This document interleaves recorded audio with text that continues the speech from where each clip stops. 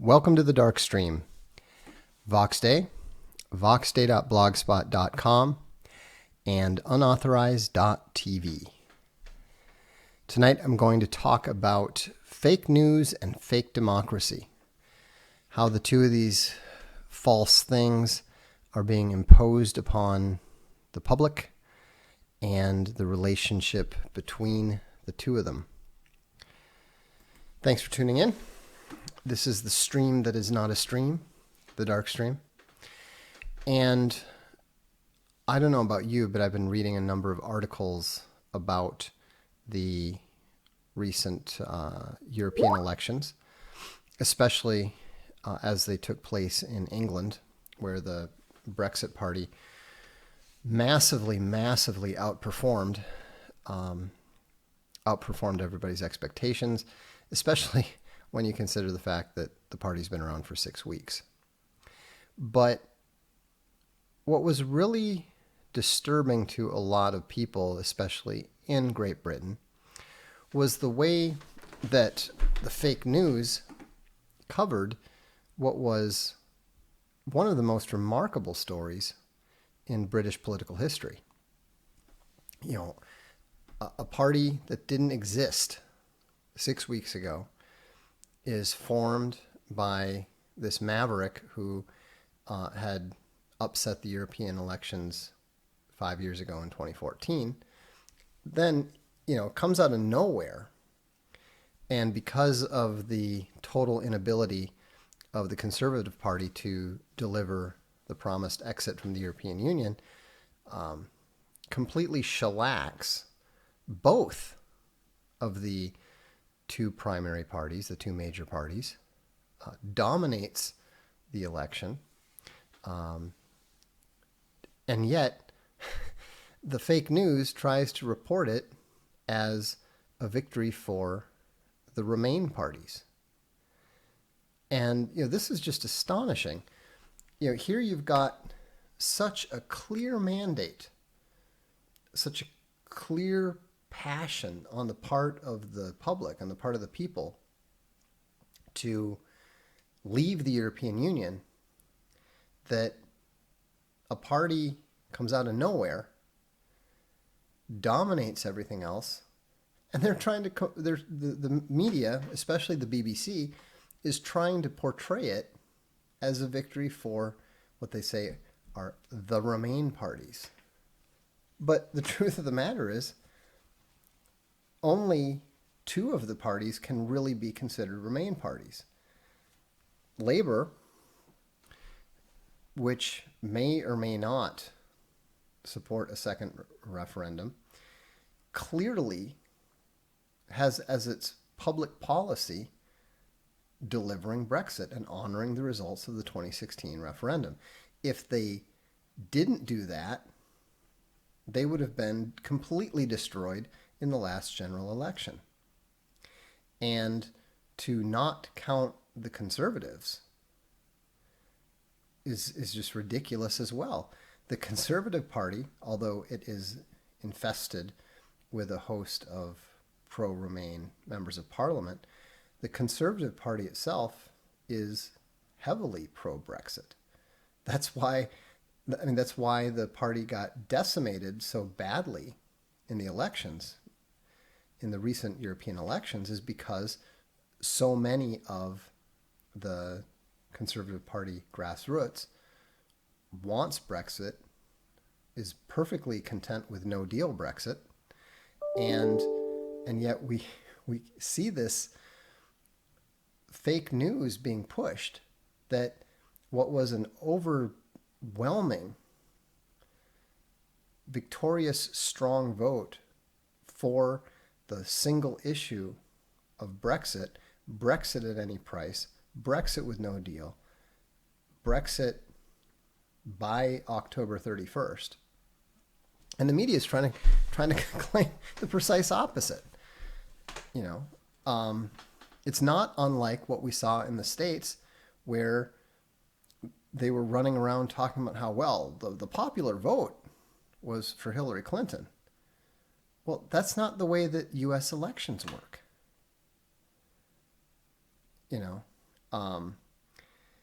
And so a number of English people have been pointing out, look, in a parliamentary system, one party very seldom wins an overall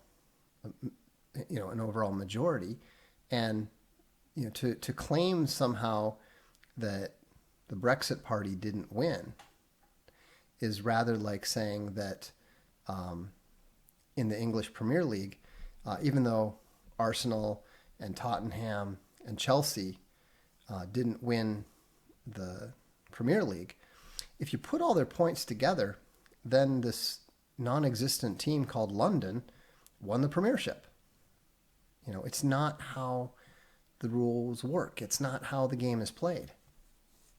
But what we see is that whether it's in the United States, whether it's in continental Europe, whether it's in the UK, there is this constant spin, this constant manipulation of current events to force them into whatever the desired narrative is. And the desired narrative of the British media is that the British people want to remain in the European Union. And when they can't claim that, then it's the British people understand that we can't leave without a deal. It would be irresponsible. And,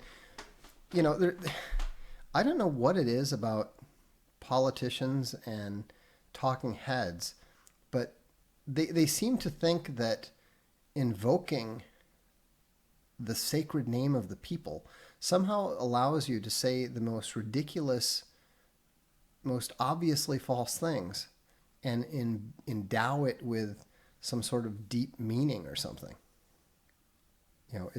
It's amazing how often they claim to speak for the British people or the American people, and then say something that is quite clearly not the case and not what the people want.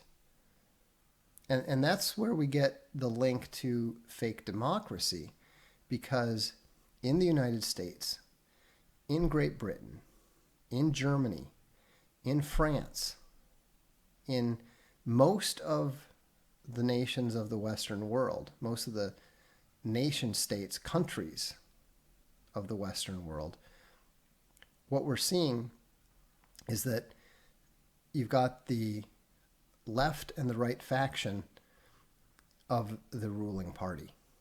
They all believe the same thing. All the senior Tories and all the senior Labour Party members all want pretty much the same thing. They all wanted to stay in the European Union, in Britain. In the United States, they all want to jump to whatever AI pack tells them what to do. It doesn't matter whether you're talking to a Democrat or a Republican. They'll tell you the same thing. Our number one priority is our sacred alliance with Israel. Now, there is not one in 75 Americans who gives a flying fuck about anything that happens in the Middle East. Nobody cares. They might care a little bit if the oil prices go up too much. But what's going on between the Saudis and the Yemenis, what's going on between the Sunni and the Shia, what's going on between the Israelis and the Palestinians, nobody cares. Because it's not the business or the concern or the problem of the American people. And yet, it is a primary concern of both factions of the bifactional ruling party in Washington, D.C. Unfortunately, for some reason, President Trump appears to have gotten caught up in that too. I was hoping that, I have no problem with him moving the embassy to Jerusalem. Why not? That is the capital of Israel. Why wouldn't you put the embassy there? No American should give a quantum of a damn about anything that the UN happens to say. Frankly, if the UN says it's against it, that's a good reason to go ahead and do it in the first place. But, getting involved in Syria, getting involved in Iran, even prior to that, getting involved in Iraq, these are not things that are even remotely in the American national interest. And so, and then in Germany and in France, you see exactly the same thing. What's the difference between the Christian Democrats and the socialists in Germany? Virtually nothing. They're both in favor of massively open immigration. They're both in favor of the European Union. On all the major subjects, on all the major issues, they are identical. And so they're no longer relevant. This is what I mean when I'm talking about ideology politics are no longer relevant in an age of identity. The battle is now global and regional imperialism versus nationalism. It's the interests of the imperialists versus the interests of the nation. And so, France is the same thing. In France, it's a little bit advanced because the Front National is now one of the two major parties, and it does have positions on the European Union, on immigration, and so forth, that are vastly different. In fact, in France, it's gotten so advanced that both of the traditional major parties are now out of power. They had to create this new Macroniste party. It's a brand new party that was basically created around Emmanuel Macron, and it essentially consists of the socialists teamed up with the whatever the Sarkozy's party was. I can't remember the name of it, but it was the equivalent of the Republicans in the States, of the conservatives and the Christian Democrats. It was the blue faction versus the red socialist faction. But because of the way that democracy has become this fake imposition, it's this construction that the politicians impose upon the people and pretend that it is somehow the realization of the popular will.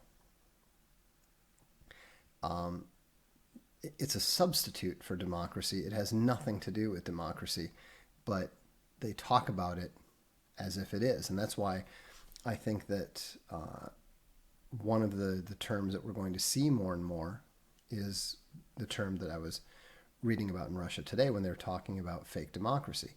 Fake news and fake democracy are intimately intertwined with each other, because you need the fake news putting the spin on and constantly manipulating the coverage of current events in order to support the false narrative of fake democracy. And so, but people are not going to stand for it. That's why Trump got elected. That's why the Brexit Party won. That's why the Front National is now ahead of the Macronistas. That's why La Liga has gone from a small regional party in the north of Italy to the most powerful party and most popular party in all of Italy. It's astonishing to see the speed of this change that's taking place. And there's setbacks. People still buy into the propaganda to a disturbing degree, and that's unfortunate. But it's understandable that when people are constantly bombarded with this false narrative, that it's easy for them to get pulled into it. But more and more people are beginning to see through the fake news. More and more people are beginning to see through the false narrative. And more people are beginning to understand that this whole thing, this whole concoction of tolerance, equality, progress, inclusivity, and diversity, it's just a web of lies. You know, it's totally false. It's totally unsustainable, and people are correct to reject it. You know, what is the answer? The answer is the truth. Just always focus on the truth. You know, where the truth will lead you is the right way to go. Once you start dissembling and compromising and trying to explain the truth away, that's when you get yourself in trouble, and that's when you become susceptible to the false narratives, because you have already accepted the lie. And once you accept the lie, you force yourself to accept more and more and more, because every time reality punctures that false narrative that you've created for yourself, you have no choice but to tell yourself another one. And so, you know, that's why I encourage people to pay attention to what's going on. And whenever you see a false statement, whenever you see fake news, whenever you see a false narrative being pushed, then you know that those who are pushing it cannot be relied upon for anything. You know, and here's the thing to keep in mind, and this is why I'm so confident that we are winning. All of the high ground, all of the cultural high ground that the destroyers of civilization have seized, all of it is collapsing. Silicon Valley is collapsing. The universities are collapsing. The media is collapsing so fast that they're actually saying that within 5 years there's going to be whole cities that don't even have newspapers.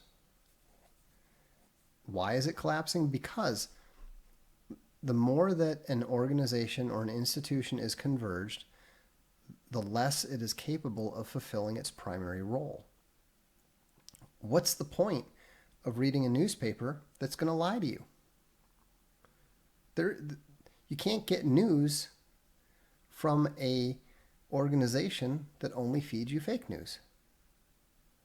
Eventually people figure it out. They're not willing to pay for it. They don't believe it. They don't want it. And it no longer has the desired effect. That's why channels like these are growing in popularity. You know, as Owen Benjamin says, I might be wrong, but I won't lie to you.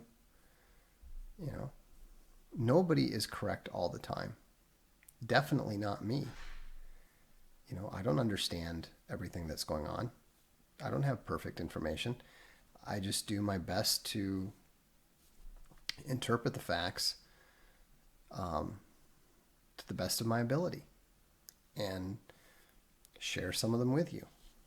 And so, but I am encouraged, greatly encouraged, because we are seeing the nationalism rise that I saw coming, you know, back 6, 7, 8 years ago, whatever it was.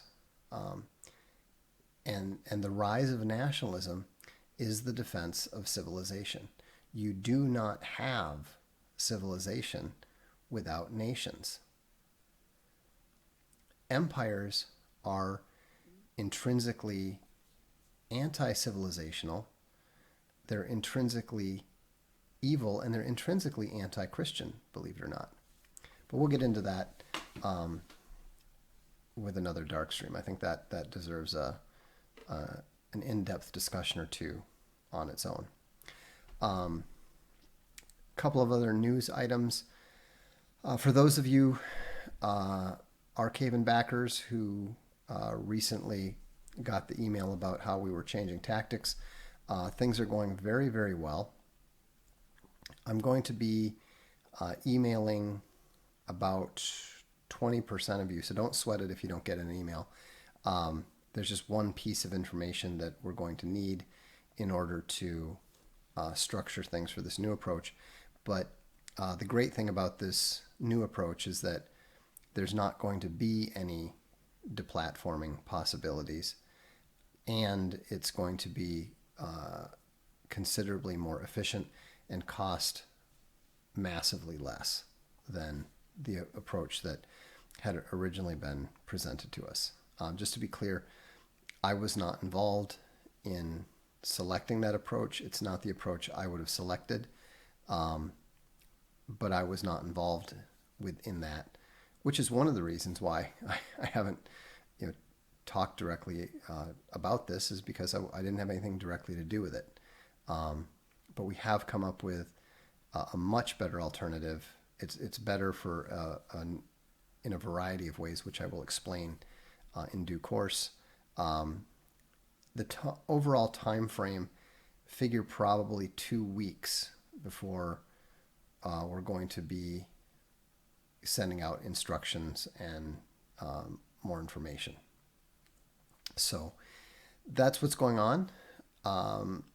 Tomorrow there should be a review that will be up in the read section on unauthorized, premium content for subscribers only, and that will be my review of Haruki Murakami's Killing Commendatore.